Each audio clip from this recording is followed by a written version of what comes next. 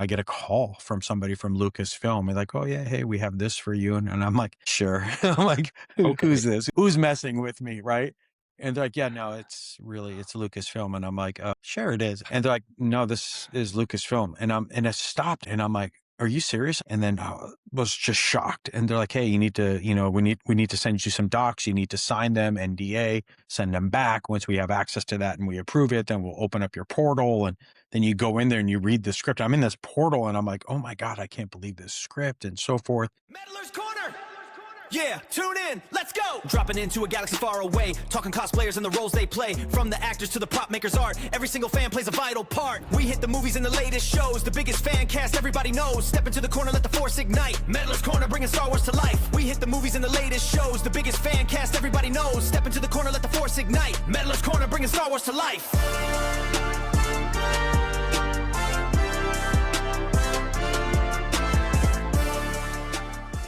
Hello, Meddlers, and welcome back to another episode of Meddler's Corner. I am here with Ardeshir Radpour. You know him from his works on Obi-Wan Kenobi, the Book of Boba Fett, and many more. How are you doing today? I'm good. How are you? I'm doing fantastic. So, man, tell us a little bit about your story. How did you find your way onto a Lucasfilm set?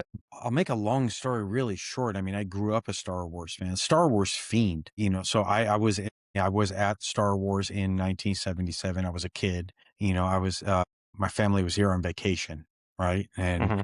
this started the revolution started in Iran. My dad is like, just check him into school.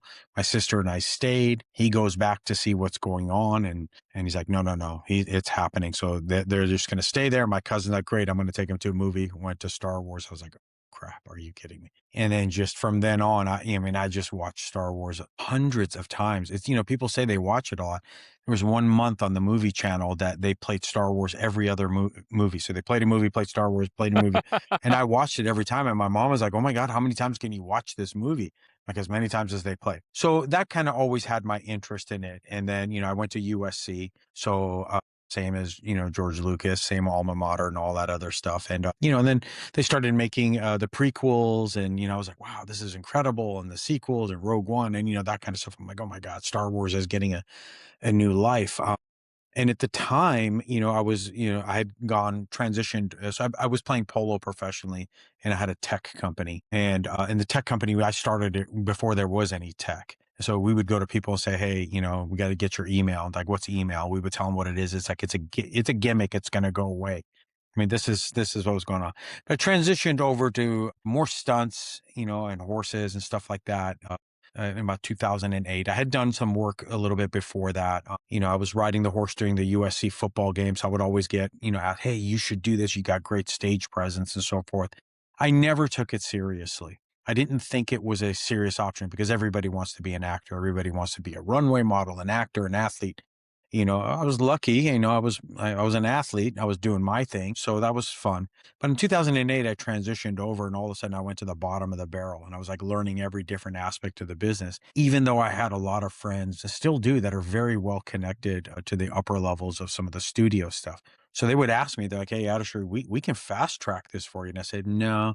In hindsight being 2020, I'm like, man, maybe I should have done that. But I kind of didn't, especially in stunts, you don't want to be a political hire. You don't want to be hired because, God, man, some producer or somebody is shoving this guy down my throat.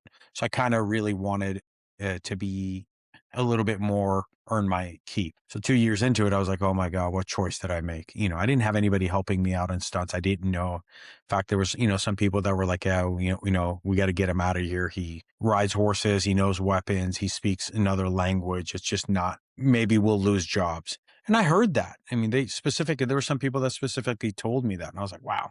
Anyway, fast forward, career is going well, stunts is going well for me and stuff like that. But, Mandalorian comes out and I'm like, wow, what is this thing going to be? So of course, like everybody else, every other Star Wars fan, forget stunts, forget acting, any of that stuff.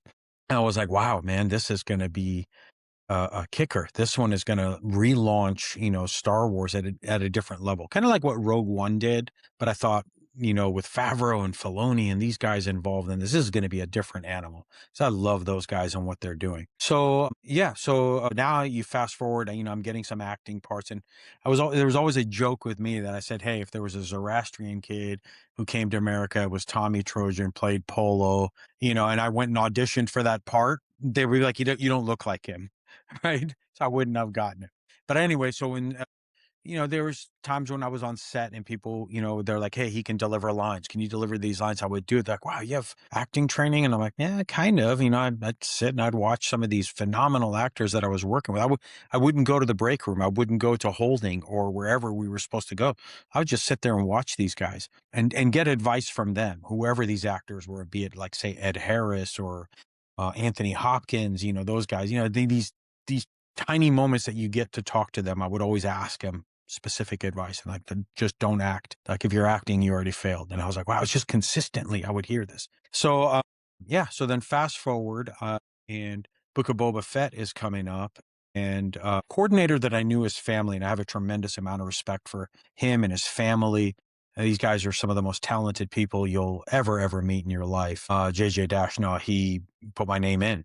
And I had never met JJ. Now, I'd met all the other brothers, and I'd met, his dad and so forth. And his dad went to SC. He played football there, and I was Tommy Trojan, all that kind of stuff. So very, very nice, people, and so JJ submits my name into this. And this is not a joke. I get a call from somebody from Lucasfilm. They're like, oh yeah, hey, we have this for you. And I'm like, sure. I'm like, who's this? Who's messing with me, right? And they're like, yeah, no, it's Lucasfilm. And I'm like, sure it is. And I'm trying to go through my list of friends. Yeah. And they're like, no, this is Lucasfilm. And I stopped and I'm like, wait a minute. This is like 3 times I've said this to them. They haven't capitulated. And I'm like, are you serious? And they're like, yeah. And then I was just shocked. And they're like, hey, you need to, we need to send you some docs. You need to sign them, NDA, send them back. Once we have access to that and we approve it, then we'll open up your portal. And then you go in there and you read the script. I'm in this portal and I'm like, oh my God, I can't believe this script and so forth. So, yeah, so I started the audition process for it. So I submitted an audition tape for it, and then I got accepted. They called me in, and it's super top secret, right? You're like walking Yeah. into these rooms and you're like, oh my God, they all have code names. All the shows have code names. So Dang. you walk in, you look, and, of course I met one of the best makeup artists on the face of the planet. I mean, the guy's incredible. Jamie, he came up and goes, hey, and my name is Jamie Kelman. I'm like, hey, Jamie, nice to meet you. And he goes, come on, I'm going to give you a tour. So I'm like walking around, I'm in this creature room looking at all the masks and, the creature cantina, you're looking at the Trandoshans. I'm just like losing my mind. I'm like, Yeah. are you kidding me? So they sit down, they mold my face and teeth, and, they put a mold in my mouth. They made my custom dentures for this, the character, the 2 of them, 2 Yeah. dentures, one really snaggly, one really clean and nice. And then they molded me and they built the prosthetics, for it. And they had sculpted it, but, now they need to fit it to me. And so we did that. And then, yeah, we were walking around. He's like, hey, you want to look around? I'm like, yeah. So he took me over. I'm looking at yeah, exactly. I'm like looking at the speeder bikes and the ships. And I'm like, oh my God, that's an X-Wing cockpit. And that's a TIE fighter cockpit. They're like, hey, you want to sit in one? I'm like, oh Cool. yeah, I want to sit in all of them. So I went and sat in all of them. And there was one I sat in and I'm like, what is this one? He's like, you know what you're sitting in? And I'm like, no, it was really kind of rudimentary. And I was like, that's Slave One. And I'm like, oh, like this is so great. Yeah. So then, we went over and we see all the speeder bikes and they're like, you want to sit on one of the speeder bikes? I'm like, I want to sit on all of them. So I sat on all the speeder bikes. It's pretty neat. And I'm like, hey, what the heck is that thing? And there was this huge tent and had these 3 massive like truss arms sticking out of it. And they're like, go look. And I went and looked. I'm like, oh my God, it's the Rancor, the full size head of the Rancor's arms. I'm Yeah. like, oh my God, are you kidding me? So they're like, hey, what are you doing? And they peeked in the tent. They're like, you have your head in the Rancor's mouth. And I'm like, yeah. They're like, man. I'm like, well, why wouldn't I? So, it was neat. It was a neat little introduction. So they gave me my teeth and then I practiced. And that was my segue into Lucasfilm as far as filming goes. But what was weird was 2 years before I was giving George Lucas's daughter riding lessons. Awesome. So it was really crazy because I'm like, here I am giving, his daughter riding lessons and, so they're like, hey, everybody put your finger up and they're like, say, to George, fight on, and I'm like, yeah, I'm like, may the force be with you. I'm like, fight on, that kind of stuff. So we sent him some, messages like that. So then here I am on set and I'm like, wow, man, this world that, George created, I'm now finally involved in it. And then, the nervousness kicks in of like, hey, how am I going to deliver? What am I going to do? So I spent 2 months just practicing. I had the teeth. I was going over my lines, practicing my lines. Cause you can't, the way we speak right now, if I did that with the dentures, it would look like I'm talking like this. So you have to really enunciate and then Enunciate, it yeah. will show. And so I get ready to do this part and, get in and do the Clatoonian with Tamora inside the Jabba the Hutt's palace. I walk in and I'm like, oh my God. I'm like, are you kidding me? Look at this place. And then I still don't know yet what the second piece is that I'm going to do. So when we finished that sequence, I had, the script for the other pieces and I'd looked and I'm like, okay, so I know I'm fighting somebody. I don't know what's going on. Then I look and I see Lateef Crowder walking in. I'm like, oh my God, I'm like, are you kidding me? But you can't say anything. Nope. Even when we did the makeup test. So there was a makeup test, then there was a wardrobe test, and then I did a makeup and wardrobe test. And then, they said, hey, we got to video you and you send it over to Filoni, see if Filoni, likes the character, the creature and stuff like that. And so passed that test, which was incredible. Met Favreau that day, did that thing. And then when we were getting ready to do the sequence with Mando, it was all, everything was hush hush. So this was even extra hush hush because nobody could know that Mando was going to make a, guest appearance, with it. So then, you're walking through and you're like, crap, Chrysanthemum just walked by. And I'm like, oh my God. And then people are asking, they're like, oh, hey, Chewbacca's going to be in this thing. And I'm like, hey, Chewbacca, you're staying quiet, you're not saying anything. So, you go from a practical set, like Jabba the Hutt, so everything was practical, into the meat locker sequence, which the whole ground area was practical, but then everything else was the volume. So you're mixing, it just looked huge because, you're mixing moving walls, basically robots and meat moving across the walls with an actual practical set and meat being cut. And, so then I had that, nice little fight sequence with Mando. That was a 19-hour day for me, by the way. And towards the end, the tooth was cutting my mouth a little bit.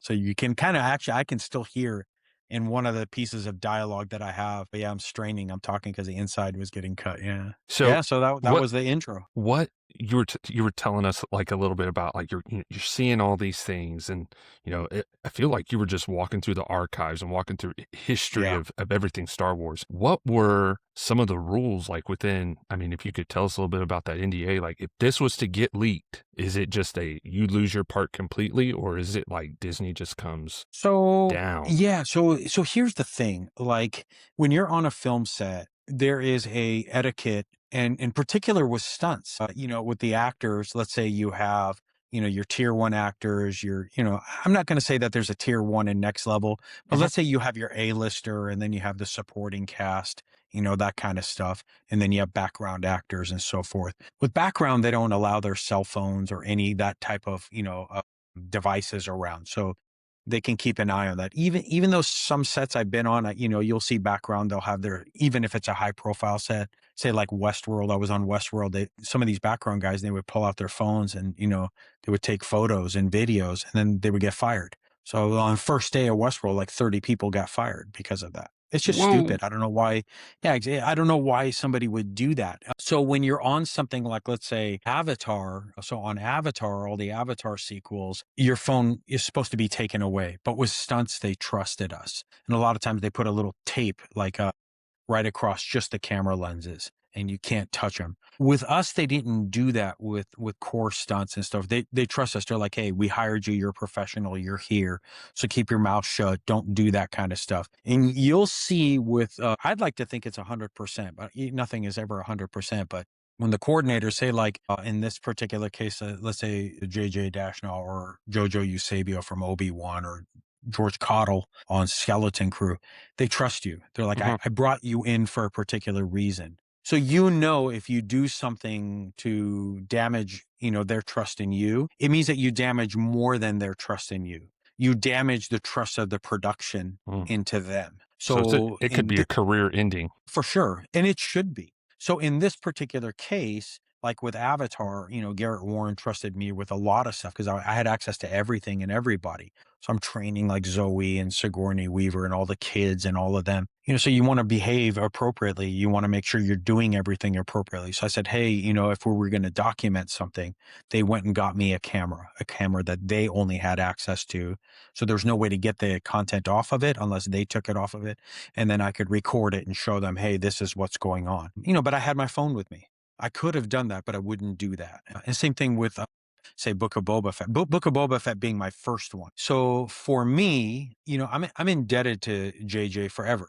He treated me phenomenally well. He gave me an opportunity. Still don't know why. He gave me an incredible opportunity. So for me, it was, first of all, not only do I need to deliver what he's expecting of me, which I hope I did, and I think I did. So not only do I need to deliver what he's expecting of me, but he also, because of me, has to deliver to the directors, to the producers. So now I know that I have to deliver what he is expecting at such a level that it makes him look good so that they say, hey, you're making good choices. Now, he can't control my acting, whether they like it or not. But what he can control, and he shouldn't have to, is whether I'm trustworthy or not. So when I look at somebody like that, and I'd say, if he ever gives me a call, I'm already parking my car. And I'm not talking about for work. If he says, hey, broke down, and I got a problem here, there, I'm like, JJ, I'm already parking. It's just for me, it wasn't just a job. For a lot of guys, it is just a job.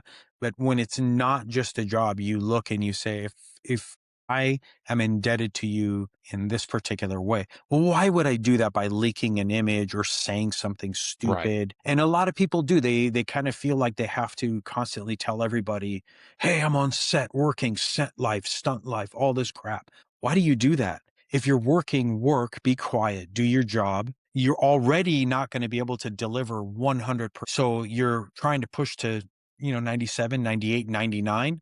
And what'll happen is, if you do it right, then from top down, they'll pull you up. And then you're able to deliver not 100%, but maybe 120%, 130%. Wow. So for me, as I go into it and I'm like, hey, if, say, for example, with the Clatoonian scene, I'm like, this particular scene has got acting in it. So I'm going to deliver something that even Tamora and the director and all them are going to say wow to. In the other Clatoonian scene in the meat locker, I'm like, I have to deliver whatever it is that not only the director wants, which in that case was Bryce Dallas Howard, but also whatever JJ needs. So if he needs me to go all out, or if he needs to save myself so that I can go all out, I'm going to do all of that. If you have that mindset, then posting a photo or texting something or telling somebody something about what you're doing, it's not that it's not worth it. It's just stupid. It's just so low on that totem pole. And also, you're surrounded, like in that whole sequence, everybody in that room was stunts. Paul Darnell was to my right. So the tall guy standing there, later on is Morok. That's Paul. It's one of the nicest human beings you'll ever meet. You've spoken with him. Paul is incredibly nice, but why would I let him down? And there's other guys that are sitting in that room, and you got to remember, even if it's nothing else, if it's just a job, they're trying to pay their bills. So if I screw up, then I've screwed them up. And, they could scratch the whole sequence. They could, fire you and sue you. They could just say, hey, get rid of this guy, replace him with somebody else. And now you've potentially messed all of those guys up. So you understand that when you come in particular stunts, and if they give you a stunt acting part, you're only one of the cogs in that wheel. Doesn't matter if, in my opinion, if I'm playing the lead in that one and you're only one of the cogs. Absolutely. And in my opinion, maybe not even that important of a cog, because you do have to understand that while I'm doing that one bit in that show, the other stunt guys may be doing other bits. The coordinator is doing his bit. Makeup is doing their bit. The directors, the producers, everyone. You just have to know that you're given this massive opportunity, but you have to humble yourself too, that it's a small bit that you're playing in it. Regardless of what the viewers might view, it was such an incredible role. It was such a this, that. That's great. But when you're doing your job, it's small. So what if you're one small piece, then how tiny is that little piece where you're like, well, I'm doing the Star Wars thing, or I'm on set doing this? Just shut up. just shut the hell up and do your job, get out of there. Later on, we can celebrate the win.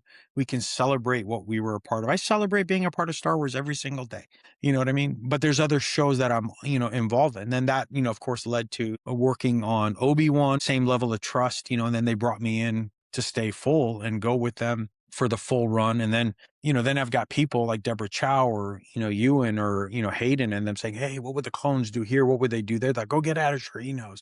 So now you're like, oh my God, man, I'm able to, or You're the they say, guy that they hey, go to. they're like, hey, you can be the guy, at least for that production. And then they're like, hey, we want to bring in some 501st, get Ardeshir. He'll pick the right guys. He'll pick the good group of guys. He'll make sure that they're all looking sharp, being sharp, performing sharp. There's no issues or incidences, which of course, then we brought in 45 501st to supplement stunts and background that was there, and it just became a phenomenon. 501st was on fire. They were so good. So good that all of stunts would turn around and compliment them. I mean, that just doesn't really ever happen with stunts and background. Everybody kind of, I hate to say it, but everybody stays in their own lane. But in this particular case, everyone, and then that translated later to skeleton crew, same thing. And then skeleton crew, later on translated into, say, for example, Barbie or George Cottle did the Odyssey. So, then they called me for that. And I'm like, oh my God, this is phenomenal. It's a phenomenal opportunity. You know what I mean? So, you get on a movie like the Odyssey and you're like, holy cow. I mean, that's a whole other dream come true, Yeah, so that's, The yeah, Iliad. that's, Oh, yeah. That's the story of stories. Everyone knows the Odyssey, yeah, just like everyone yeah. knows Star Wars. And Yeah, it's exactly. interesting that you're talking about like you're part of the wheel. And Yeah. it's very interesting that you say that because it's the way we view Star Wars. It's a way of life for some people. Yeah. And that one moment of I'm going to choose this could affect the entire universe as we know, Yeah. which is completely crazy. So, But so just to add to that before I forget it and we move on to something else. I mean, I've said this a few times, but one of the things that's a little bit more intimately part of, who I am with a story, say like Star Wars or Dune or the Odyssey. Like the Odyssey, I started reading when I was 8 years old. mhm, So, I mean, how many 8-year-olds reading the Odyssey? Star not a Wars was lot. a whole other thing in Dune. So a lot of Star Wars was founded on, this mythology that everybody, quotes, but it's not mythology. It was how I was raised as a Zoroastrian. So that's where the light and dark side of the Force comes from. So it's an old Zoroastrian philosophy.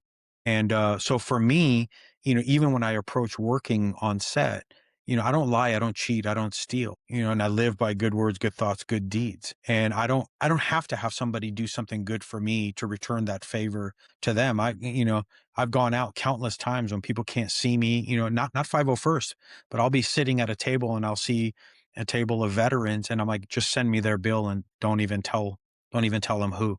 I don't need the accolades for that. Mhm. Or, I've gone to for me, something that's very personal is, diabetes, foundations and cancer foundations. I've helped out so many charity functions for those. It's just something very personal to me. My dad is a cancer survivor now. Thank God. I mean, I was going through this bout with him Mhm. through some of these Star Wars productions, and so to me, it's always about giving that back. Right.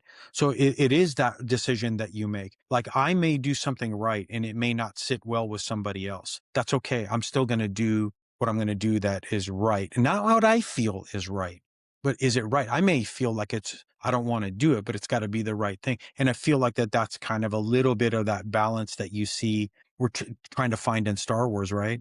So like everybody is always talking about like the chosen one. Who's really the chosen one? It is Anakin. Ultimately, through all of this wrong, he corrects it. He's the one who sets that force in balance. If you think about it, he is the one. So, that's how I was raised. So I was raised that if somebody does wrong to you, it's not that, you don't want justice for that. It's you shouldn't be committing what then you later on might have to say, I'm sorry for. If you can avoid it, we're all going to make mistakes. God knows I've made Absolutely. as many mistakes as possible, but you live that, that life by like good words, good thoughts, good deeds. You could choose the easy path or you could choose the hard path. This is straight Absolutely. out what I was raised with, from childhood. So, yeah, Star Wars was something that was insanely personal to me, in that weird, tiny little way, right? Everybody's got their own little trinkets that they hang on to. Star Wars was one mine. Same thing in Dune. It's the same philosophy that carries over in Dune. My dad used to always tell me, without change, something sleeps within us. So the sleeper must awaken. This is what I was taught since I was like 6, 7 years old. I remember all of that stuff. It's something as simple as like my dad would say, you want to see this encyclopedia with the dinosaurs in it? Good. You got to go finish your chores. So I'd go finish my chores. I come and I sit. I remember very clearly. And I have those encyclopedias today in my house. I can't get rid of them because I remember them as a kid. That kind of stuff. So yeah, so that Star Wars thing, everything, I was walking through set and I'm like, oh my God, I can't believe I'm so lucky to be here. So I would always remind myself, you're lucky to be here. Remember to do something for somebody so that they feel lucky to be wherever, they need to be there. Yeah.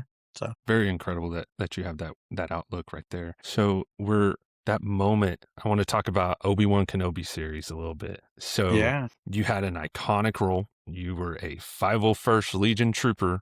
Oh yeah. That moment, that helmet goes on. What was running through your mind? Take Dude, us it was through it. before that. It Okay. was before that.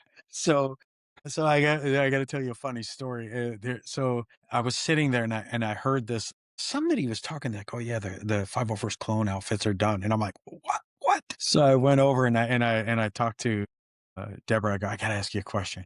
I'm not gonna tell anybody.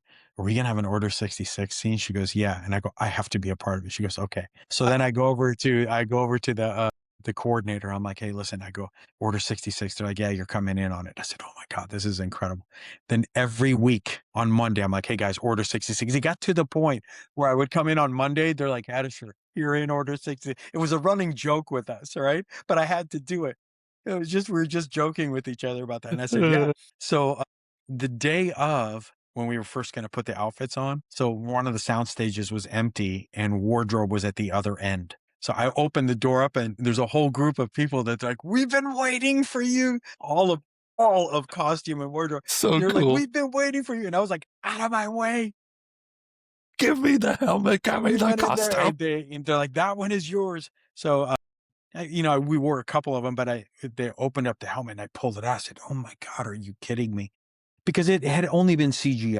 So now you get to see it in real. And, there's a lot of characters in Star Wars that, they go from the animated or CGI to live action. And you're like, wow, that's pretty cool. Like Cad Bane, to see Cad Bane come alive like that. And Dorian did a phenomenal job with that. I mean, it's like, excellent holy work. cow. Yep. You see that and you're like, okay, that's awesome.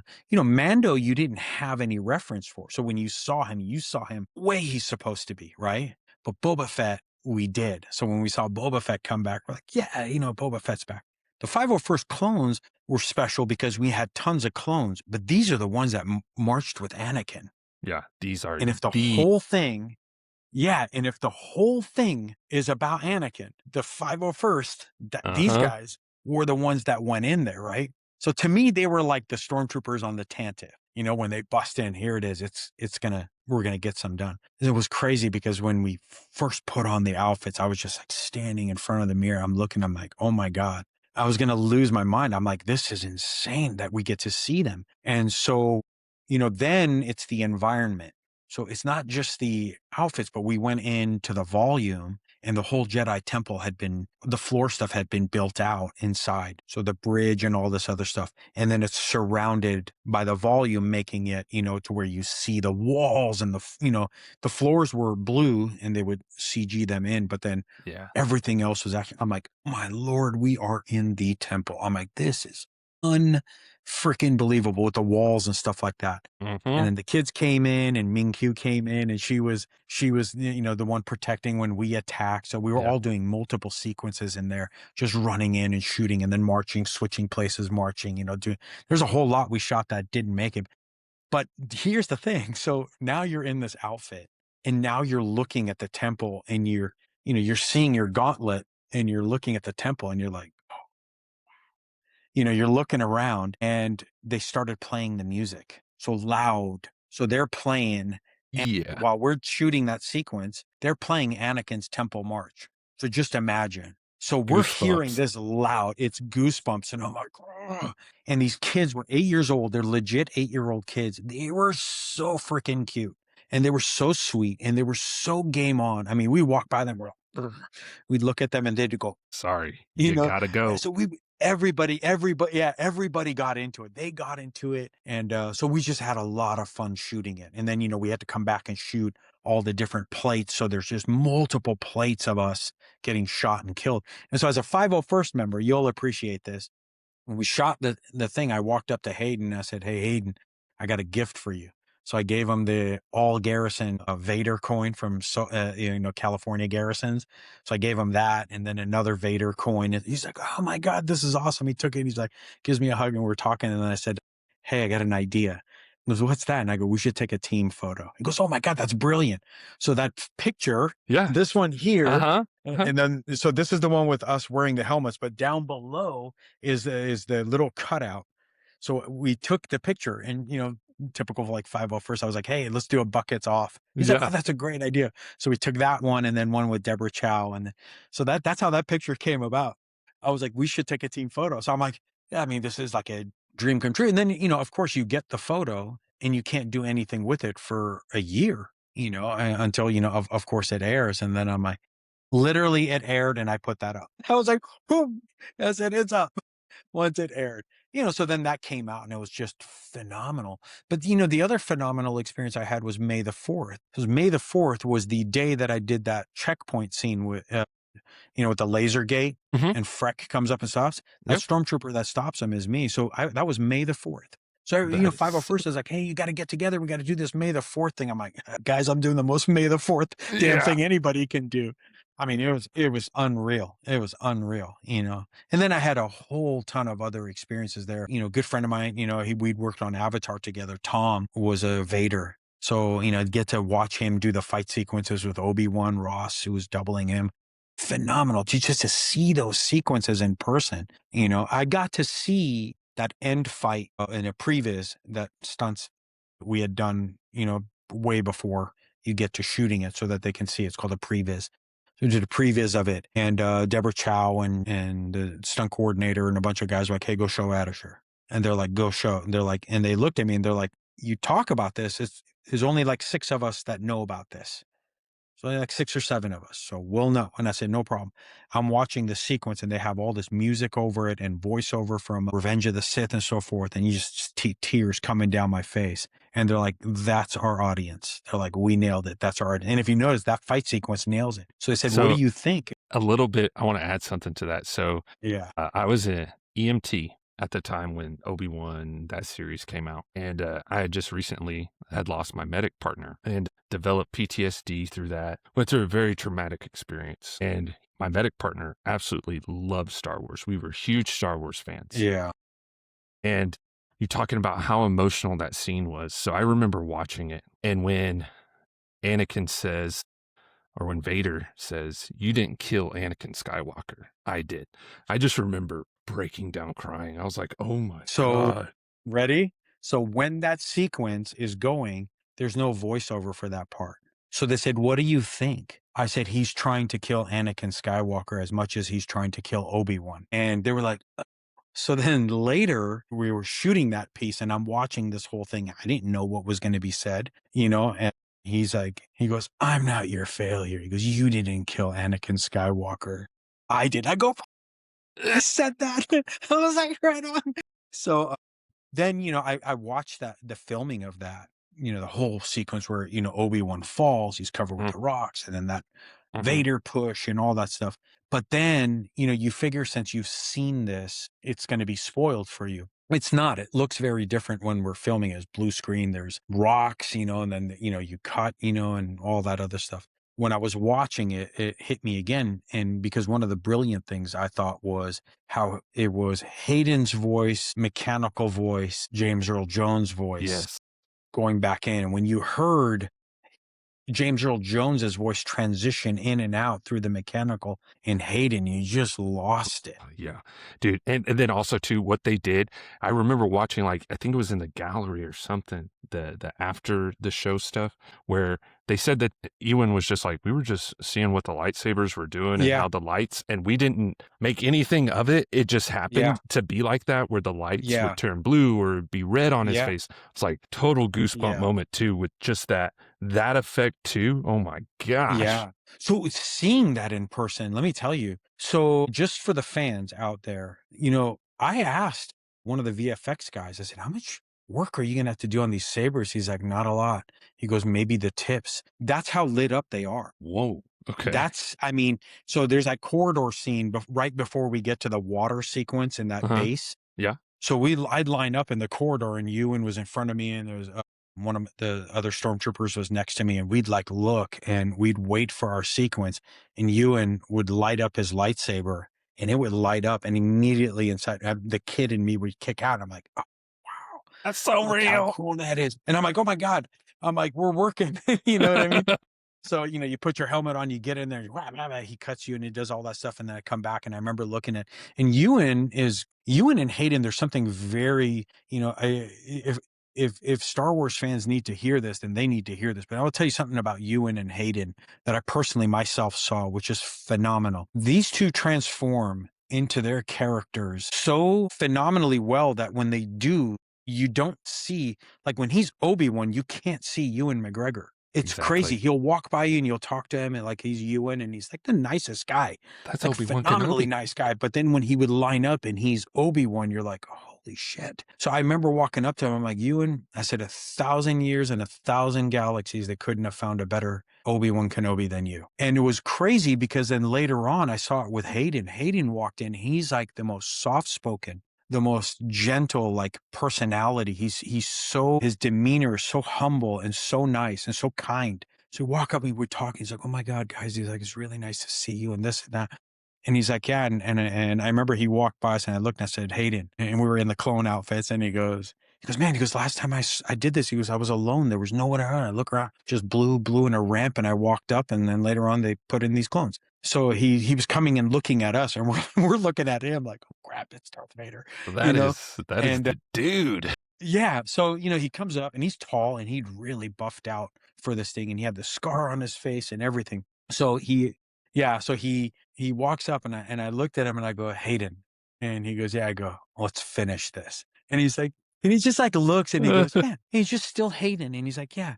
So he walks over and he talks to the kids real quick. He walks past us. Hayden walks past us through the line of clones, goes to the back, walked forward, stood in front. And they right when we were getting ready to do this sequence and they start saying, hey, roll sound, rolling sound, roll cameras or rolling cameras. And he turned around. And when he turned around, it was not Hayden. Oof. You should have seen his face. He turned around and the face was there and he looked at all of us and he goes, we finished this. And we're like, holy crap. That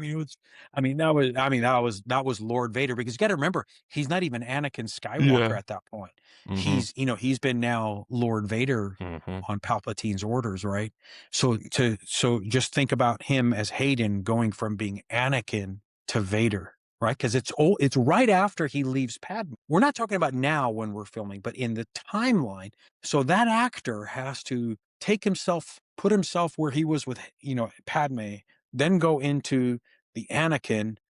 Get rid of that guy, put him in front of Palpatine, get him to where he just killed Mace Windu and all that. Well, these things. Put him in there and make himself into Lord Vader. Now go do what you're doing. And here he is, probably already unleashed God knows what hell, throughout the whole temple that we haven't seen. Because, we know that he goes through and I don't even know if that sequence is before he sees, Master Skywalker. There are too many of them. We don't know if the Reva scene is before or after.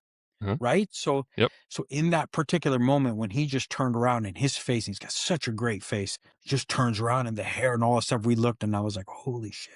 So it was an incredible, it was just an incredible, honor being there. By the way, same thing with Ewan. So there's that famous thing where Ewan said Vader scared him. He said, I said, oh shit, I was there. I saw it firsthand. He was right next to me. So it was like me and like 3 or 4 stormtroopers. We're standing there and we see Tom walking in and he turns around and goes, shit. He literally said, oh shit. He goes, oh my God, I almost shit myself. And that was the first time like Ewan actually saw Vader. that was his first moment seeing Vader. Wow. And I'm like, what's the big deal? He's like, I've never seen Vader. And I'm like, what do you mean? He goes, I only worked with Hayden and Anakin. And I'm like, oh my God, you're right. When would he have seen Vader? He has never seen Vader. So when In the Tom walked timeline, up, yeah. he was walking around him, looking at him. He was walking around him and looking at him. And Tom is tall. Yeah. You know, Tom is like 6'5", 6'6". Yeah. And Demetrius is like 6'7", right? So Tom is like 6'6". Anyways, but then, you know, with the boots and the helmet, he's just towering mass. And you know, look, and I'd already seen Vader. I'm like, yeah, that's badass. But then to see Ewan walk up and just walk around him in sheer amazement, looking at him, and that's Ewan, total Ewan. Just this kid in him coming around. He's like, oh my God. He's like, this is frightening. And he's looking at him. So once he mellows out and he's still in awe, they have to get to shooting the sequence. And then Ewan disappears. And then it's Obi-Wan. Such talent. And now Obi-Wan is shocked because now Obi-Wan is shocked at seeing Vader, right? But it's like when we first saw Revenge of the Sith and even Clone Wars, or Attack of the Clones, the second movie, Hayden Christensen got so much hate, but I loved those movies. I mean, I loved them. I'm a prequel baby. I grew up with the prequels, and I was so enthralled with the prequels. I absolutely loved it. That was the first time where I was terrified of a villain on scene with Phantom Menace, seeing Darth Maul. And then going into Attack of the Clones, Count Dooku, I thought Hayden Christensen did such a great job in 2 and 3. But, you know, it's like here in the Star Wars universe and the Star Wars fandom, it's like you can't make everyone happy. I mean, I totally get that. Nor should you. And it's just, but at the same time, it's like to hear you say how much passion they have for the craft, and it's like then why were they getting that hate? It's like I totally loved it. I have a theory on that. So when Hayden walked in and we saw him for the first time, and this is something that, you know, people just need to know. He walked through a couple of weeks before. He walked through where the 501st was sitting there, and he stopped and he looked and he goes, "My people," and the whole 501st just went nuts. First of all, that's how much of a human being he is, because he recognizes this. So when people spit hate out there, I always look at him, I'm like, you know, here's the thing. You have every right to spit whatever hate you do. And this is my theory on this. What can you do that's better? What have you done that's better? Opinions are cheap. Everyone, you know, they always say everyone has an opinion they put out there. I get it. I have opinions too. You know, opinions are cheap. So people are going to put out those cheap opinions, especially when they're behind a monitor or behind a microphone or a telephone or a text message or something like that. But I challenge any one of those people who put that hate out there to go and actually meet one of these guys and do it there. So when we saw Hayden, when he first came in, you know, I didn't have a chance to interact with him on that day with the 501st because we were doing stunts for that sequence that was coming out. And then I went in and I saw him being lowered into the Bacta tank, which was awesome. See him doing his thing. I didn't get a chance to talk to him. So the first chance I had to talk to him was the Clone Day. And I looked at him, I said, Hayden, I go, all of us. And I go, and you're looking at the quintessential Star Wars fan. I'll put myself up against anybody else. I'm not talking about facts nerd. I'm talking about the actual lore and love of that world. I said, the fans are going to lose their mind when they see you. They love you. And I'm telling you, in the most genuine human way. Like if you're a parent, this is what you want to see your child. He just looked at me and he goes, "Thanks, man." I said, I go, "We owe you the thanks because he really did deliver." You know, Vader. I think what people don't understand and what's unique, and I think what Lucas did, which was brilliant with Hayden, was that he's a kid. Yeah.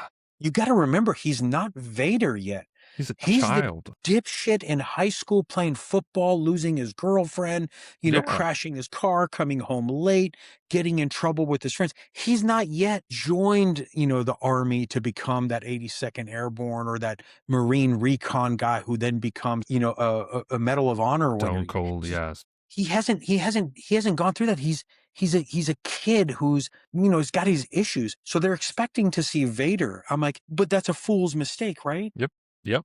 And Palpatine hasn't crafted him yet to be Vader. And he hasn't been pushed through any of that. But also too, like what a story that they was like Palpatine was completely grooming Oh, him from the time he absolutely. was a small Tiny kid. child.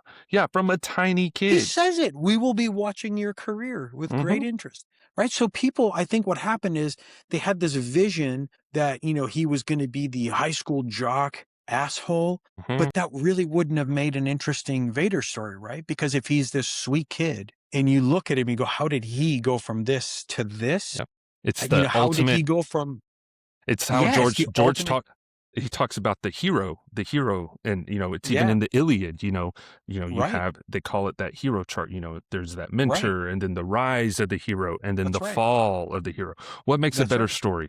The one that grows with the absolute greatest mentor of all time, Right. Obi-Wan Kenobi, and then the Right. ultimate fall from grace. Correct. Now look, That's it happened to him in real life. When he came out at Celebration, I was there. When he came out at Celebration, to see the fans go nuts and to see him tear, I was I was watching like, that "Good for you." live. I'm like, "Good for Oh, you, bro." I was there. I was like, you earned this." And so maybe, when fans are a little bit critical, like, look, maybe some fans, will like or won't like what they say because we all have taste, right? I love Darth mhm, Maul. I think yeah. Darth Maul is incredible. Died too fast. I have more screen time than Darth Maul does, other than Hey, the animated time.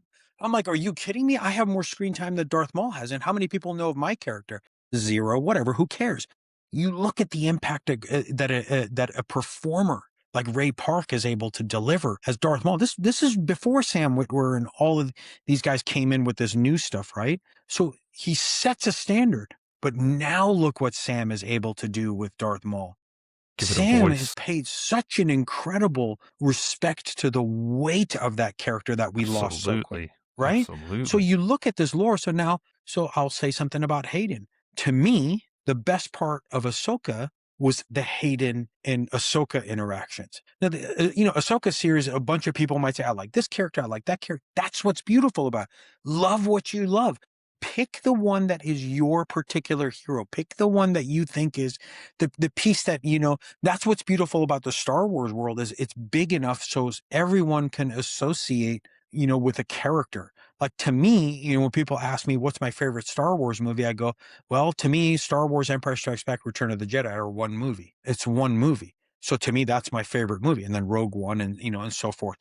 Right. So everyone has the right to pick what they want and how they favor and like it. But when Anakin, showed up, Anakin slash Vader in Ahsoka, I go, that's the part of that series that spoke to me. That literally caught my attention. I was like, okay, some people it's Bo-Katan, some people it's, pick another one, Sabine. We're theirs or Balin for you. You pick whatever you want to.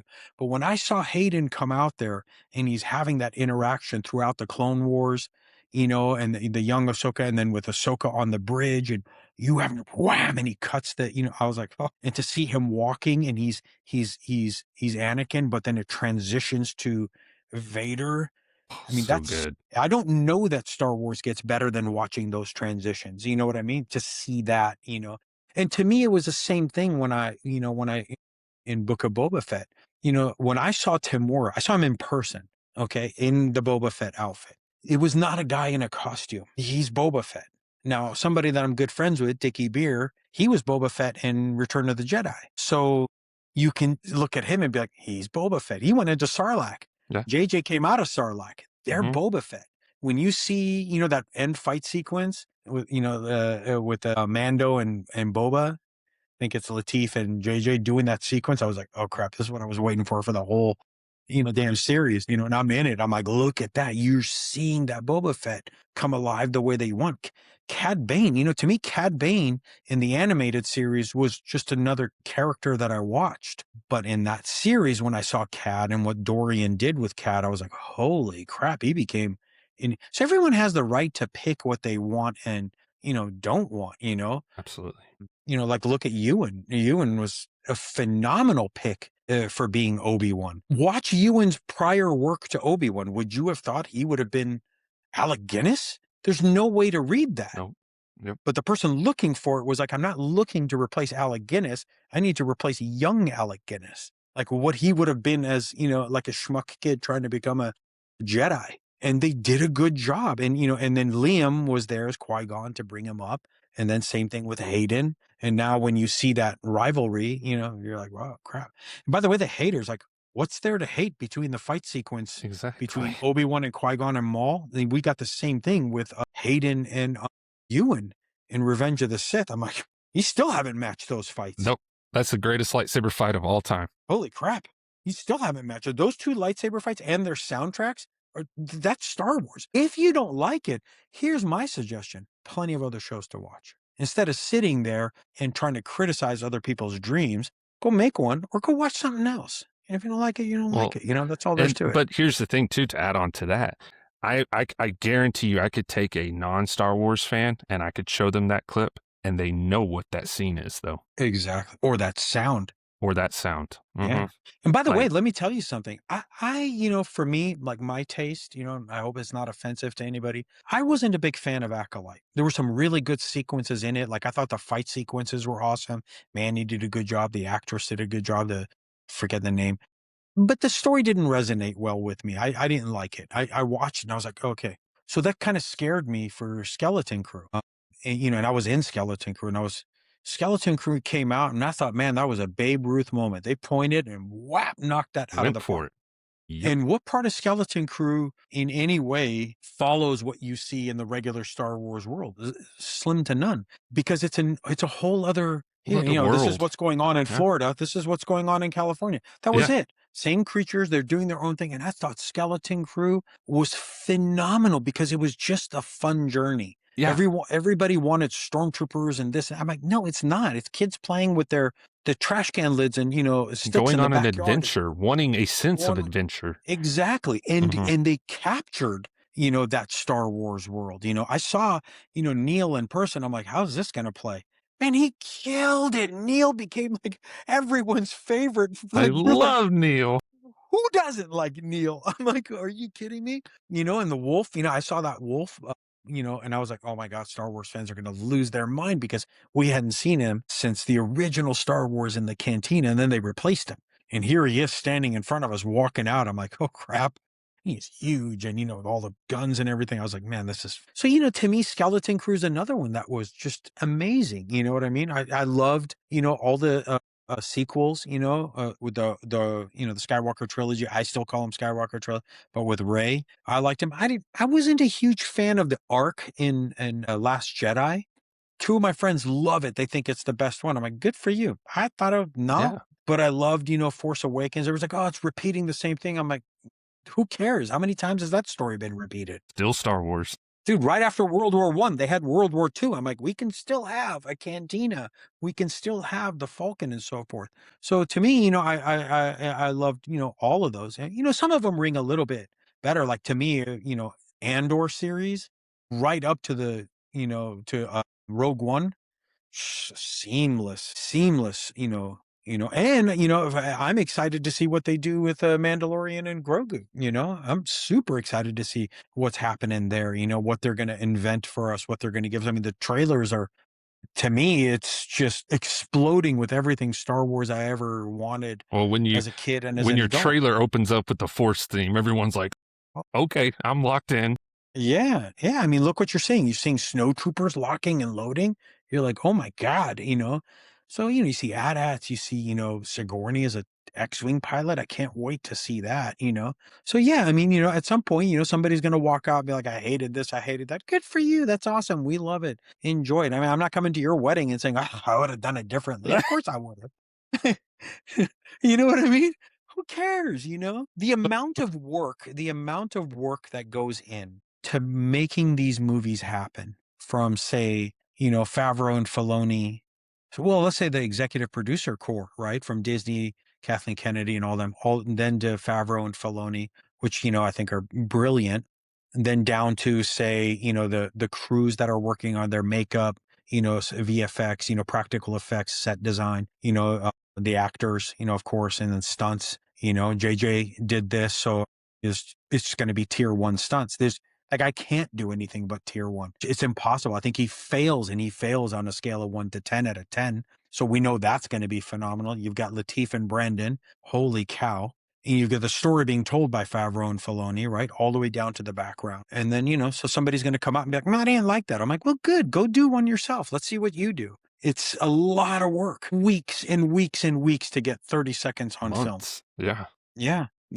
People, a lot of times, people say they know how hard that work is. They don't. It's So hard. I do want to ask you one question. I'm in the 501st as well. You're very Mhm. passionate about the 501st. Take us or tell us a little bit about your experience with the 501st. Why are you so involved with it? What is your why with the 501st? Easy answer. When I was at USC, I did a lot of charity functions, cancer, diabetes, children's hospitals, and things like that as the mascot. Mhm. So I did that, and that became very dear to me. And then when I was playing polo, so I played polo professionally for about 26 years, and a lot of the games had a charity function attached to it. So it would be common for me to do about 20 to 30 charities a year. So it would be like a rehab facility, a children's facility, animal shelter, whatever it was. When I transitioned over to the entertainment industry, that was missing. And, a lot of people in this business, they talk about how they like to give, but I don't really see it, to be honest with you, to be frank. 501st became that for me and became that in a very different way. As a polo player, they see your face. As Tommy Trojan, everybody saw your face, right? Mhm. On a white horse in armor. But it goes back to buying, a table, their dinner because they're law enforcement or they're firemen or they're military or SWAT or something like that. Just to say thank you in a way where they hear that somebody appreciated them and it's not about me. So I will say this, there's a lot of people out there, not entertainment related, in the entertainment and outside equally, that will say thank you for your service, but it's not thanking you for your service. It's you recognizing that I thanked you. It's still about them. It's still about them saying thank you to someone. And I don't like that. Say thank you and let it be about them. Buy them their, so I would buy these people their dinner and they don't know who said thank you. So they in their own head say somebody appreciates me. That's what 501st does. Okay. I've been lucky, fortunate enough, knock on wood, to be on some pretty high profile stuff and work with some high profile people. When I put that helmet on, a stunt person that I know has no clue it's me. An actor that I know has no clue it's me. The kid, the person who is suffering from cancer, terminal or not, doesn't know it's me. Mhm. It becomes about them. I get to come home and not brag about what I did. I can just for that moment look and see somebody smile or have some semblance of good healingness. We say that all the time. I hope you feel better. I'm like, yeah, I hope. What do you do to help people feel better? So I know for me, in my own selfish way, I have felt good by seeing somebody else smile without ever exacting a cost from them, without ever saying, because I made you smile, you owe me this. Nobody owes me anything. I've made many mistakes in my life, many, many mistakes that I've apologized for. Some I haven't had a chance to apologize for. I've made many of those mistakes. We're all equal across the board in that capacity. Everybody deserves a forgiveness within reason to some of the mistakes that we make. I'm not going to forgive a murderer or a rapist or something like that. But within the, hey, I did something wrong or I said something bad to you or whatever, we can forgive that. And so Mhm. we can reconcile our differences. But a person who is suffering from something, there's no reconciliation in that. I've seen many people that have been terminal that are no longer with us today. Mhm. And I know that. But for that one moment, without them knowing who I am, because sometimes it gets hard for me to even talk about this, I was able to just be that little bit of a moment of enjoyment for them. Yep. Just that one small moment where you can say, if 501st does that. And sometimes 501st members forget that. They think it's about their armor and it's about, nobody gives a shit. Nobody cares. You put your stormtrooper helmet on. Stop worrying about shaking hands with people and doing this stuff. It's not about you going out there and shaking their hands so that you, as Ardeshir or whatever, get to shake their hand. They need to see that stormtrooper, that Jedi, that Sith, whatever it is, doing that. And so to me, 501st really came in and filled that void because you get to be anonymous and you get to say thank you for something that you've done. I've dealt with numbers of guys that I know that were suffering from PTSD. And for that 1 minute, they just lose it and they look and they go, oh my God, I was such a Star Wars fan. And numbers of them have said to me privately, it was the difference between me committing suicide and not. That's a voluntary decision that guy is Yep. making to end his life. Yeah, it's huge.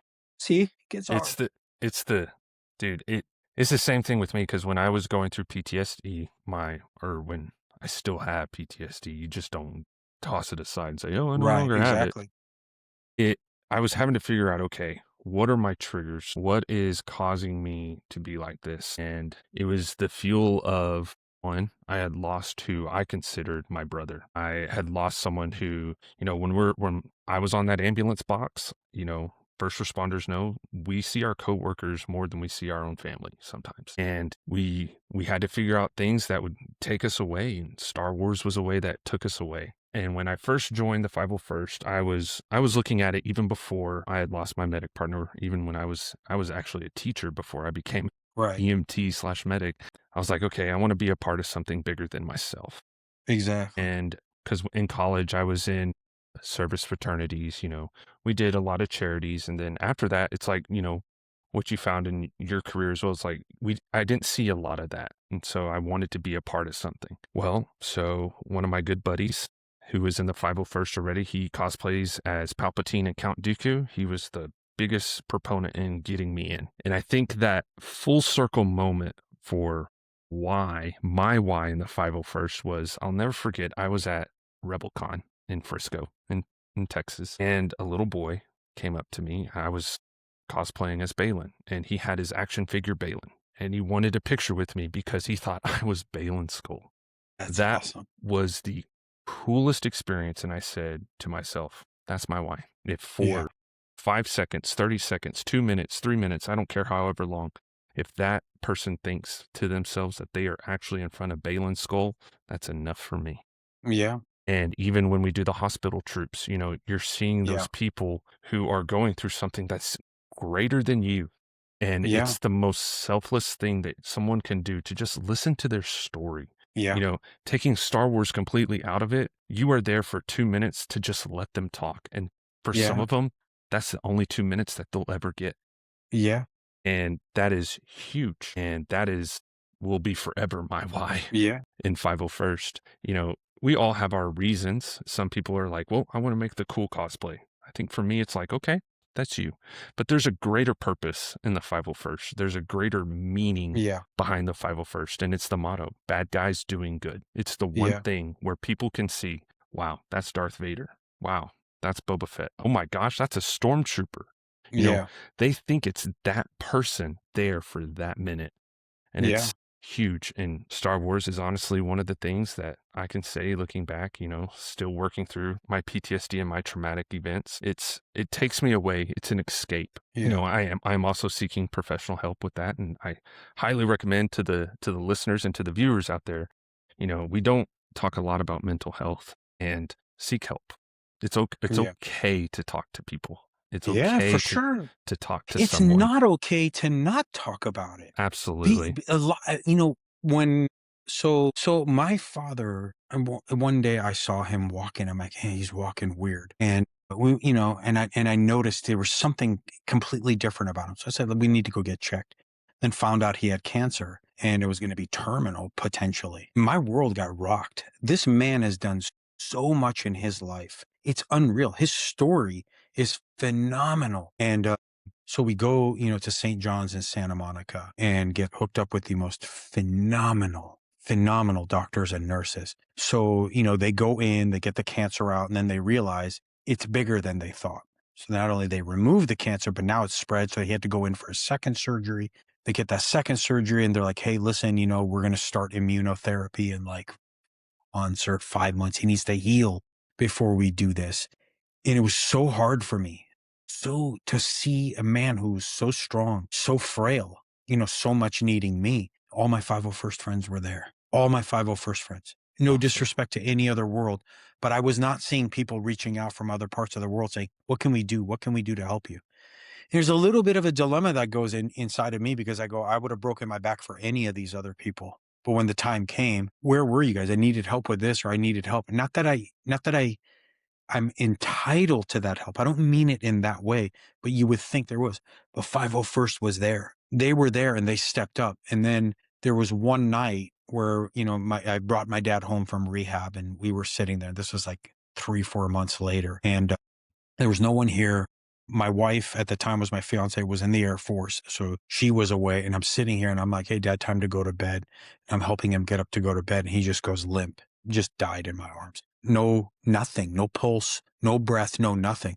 And I'm alone and I'm going, is this how this happens? And I was like, not like this, Dad, not like this. And he was gone. I mean, he was gone. And all of a sudden I saw him move and I'm like, I don't know what happened there, what was going on, but there was no pulse. And I'm not saying that, some angel saved him or God or this or that. I'm not saying anything in a religious form. But what I'm saying is that he had gone down to a place where his whole body was not responding. And me talking with him, he popped up barely. And I got him moving, got blood going. And then I managed to muscle him into a chair and get him to the car. And they're like, call 911. I'm like, no, I'm not calling 911. By the time they come, he's done. And I drove him myself back to St. John's. I was like, it's a good job. You did it great. Come in here. They took care of him. And, and I was learning a lot from the doctors, the medics, all these people they're like, you're like a nurse or a medic yourself now, as much as I know about like the medications and treatments and diet. And, almost 4 weeks ago, no, 3 weeks ago was my wedding. And I put my dad in a tux and everybody had left, my fiance at the time, she had left, family had already left. And I'm putting the tie on my dad. And I said, Dad, you used to put me in a suit. Now I put you in a suit. And we were smiling. I'm like, I said, you're going to be at my wedding. And he goes, That's yeah. awesome. So we went to the wedding and, and I walked him down. I mean, for me to go through that hurdle was phenomenal. And, everybody that I know, they're like, man, you can take a beating and stand up. I've taken so many beatings in life, people saying stuff to me, people accusing me of things, saying things, nothing dramatic, not like, anything bad, but like you take these blows. That was the hard one. My mom passing was very difficult for me because she and I were inseparable. And then my dad getting to this situation. And, so there is a form of PTSD that was hitting me there too, because I'm looking at this going, how much can a man, take? A lot of people, their family members pass away. They're in the hospital. They're here. They're there. It's a car accident or whatever. I'm literally holding him and there's nothing I can do. There's nothing I can do. So you take that trauma and, and instead of kind of bottling it up like I did when my mom passed, I didn't talk and I talk a lot. Everybody knows that. Your viewers are going to laugh. Oh my God. I was not speaking for about a week. Just here and there, I would say, yeah, and then that was it. And they're like, holy crap, he's messed up. I wasn't messed up, but I was in my own world. And when that happened with my dad, I chose to speak. So I talked to my sister about it. I talked to, my wife about it. And, then fiance, I talked to her about it. I was talking to people talked to him about it. And I, just making sure he stayed awake. I was like, hey, tell me about what you did in the Air Force. Tell me about what you did under the Shah. Tell me what you did, with these American contractors that were here when you were in England or Germany or whatever, just keeping him awake. And, and I realized, in that moment, we kind of want to be tough and not talk, but that actually hurts us. So to anybody who's, viewing this, for whatever it matters, there's these moments where you feel like you're at that line. And you're like, I'm going to cross this line where it's like, if I go, it's okay. I'm fine. It's not okay. You're not at that line. There's a lot of people who suffer from PTSD, whether it be soldiers or whether it may not, some other traumatic event that's gone on in their life. They think they're at that line. They're not at that line. They just think they're at that line. And if they speak to somebody else, they'll see they're not at that line. They'll see that there's a lot more people that care about them. And when I see my friends post something that's a little bit weird, I immediately message them, are you okay? I'm a phone call away. You could talk anytime, whether I know them or not. I'm like, hey man, if you need to talk, we can talk. It's not a big deal to talk to somebody because sometimes it's not necessarily the people that but sometimes it's nice to know that somebody else out there who doesn't know you, who doesn't know you at all, who's willing to say, I'm willing to listen to you. You matter to me in whatever capacity. I'm willing to listen to you. So there's things that I've gone through in my life that, people don't know about. They don't know what's going on. I'll share one with you right now and your viewers right now. We have this war going on with Iran.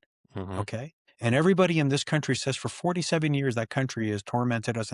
I agree. Totally agree. But I'll tell you one thing. It's the first time in 47 years that I've had Americans come up to me and say, we're with you. Because for 46 of them, they said, you choice word. Uh-huh. We're going to kill you. We're going to bomb you. We're going to do this. We're going to do that. I distinctly noticed it this year for the first time across the board.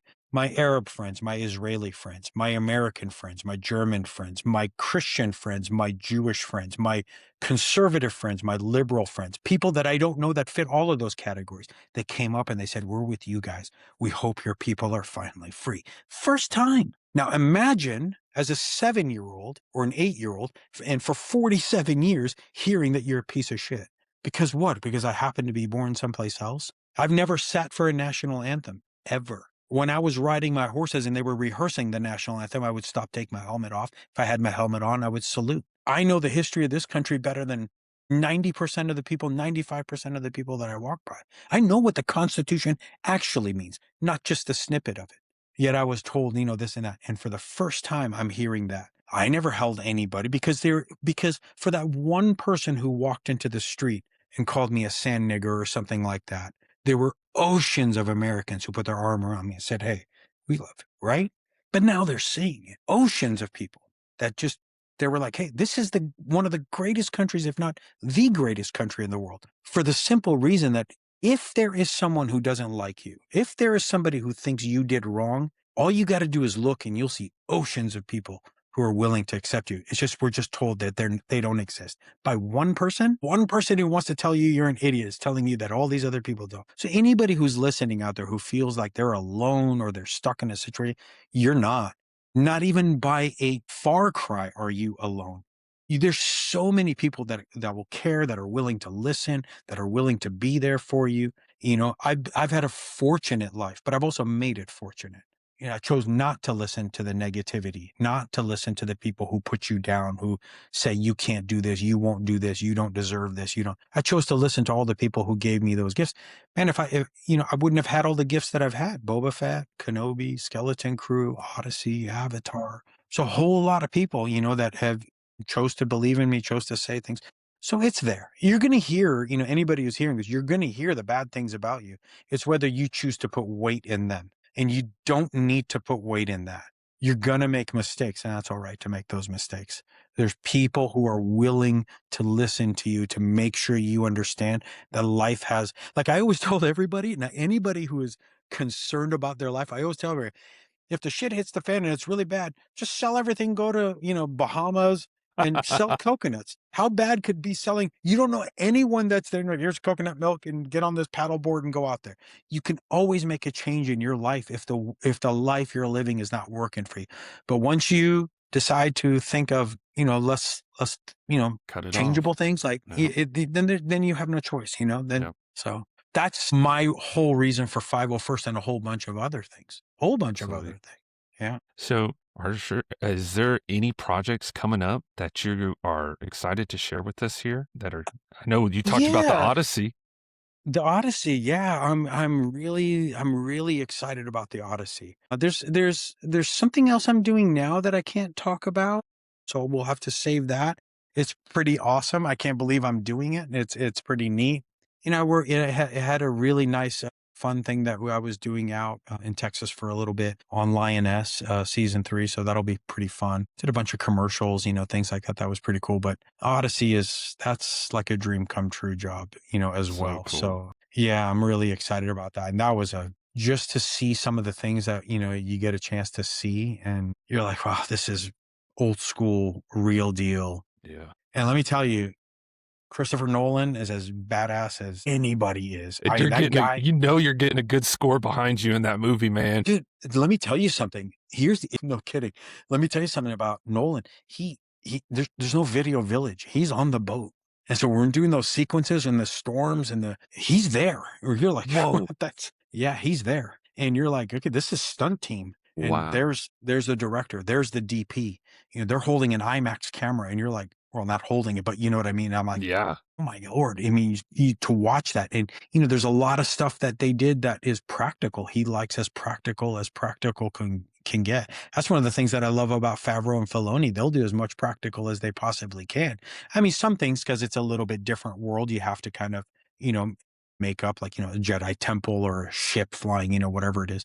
But in this world, I mean, there's a ship and those are oars and you're rowing it. And that's, Yeah. yeah, you're just looking at stuff and you're like, is that really, you're like, yeah, that's it. It's just So insane. are y'all out in open water or are y'all in a tank? So I was part of the stunt team that did all the stunt sequences on the boat, inside the boat. The boat is actually in the ocean. So they were in Iceland and Greece and Morocco and I think like Malta and, all those places. So they went to all those locations. That boat went. The sequences that we did were on a different boat that was done. And this is not anything I'm divulging, but it was because there's leaked images. So they were on a tank on a gimbal so they can really rock the boat and spin it and turn it. And you can, those images and videos leaked from somebody in a hotel shot it and you could see it going off. It's nuts. It's insane.